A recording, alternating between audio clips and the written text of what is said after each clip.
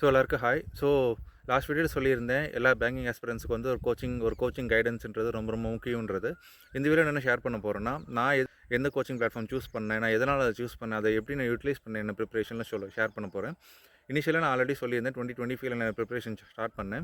Start பண்ணும்போது நான் இனிஷியலாக கைட்லியில் பண்டில் பிடிஎஃப் கோர்ஸ்னு ஒரு கோர்ஸ் இருக்குது. அதுக்கப்புறம் ப்ராக்டிஸ் பண்ண எனக்கு நிறைய ஐடியாஸ், டிப்ஸ், ஸ்ட்ராட்டஜிஸ்லாம் நிறைய தேவைப்பட்டுச்சு. எனக்கு மார்க்ஸ் பெருசாக இம்ப்ரூவ் ஆகலை, பூஸ்ட் ஆகலை. ஸோ அந்த டைமில் வந்து கைட்லி கோட்டுன்னு ஒரு கோர்ஸ் இருந்துச்சு. ஸோ அதை நான் சர்ச் பண்ணி பார்த்ததுக்கப்புறம் எனக்கு அது கரெக்டாக பர்ஃபெக்டாக ஷூட் ஆகும்னு எனக்கு தோணுச்சு.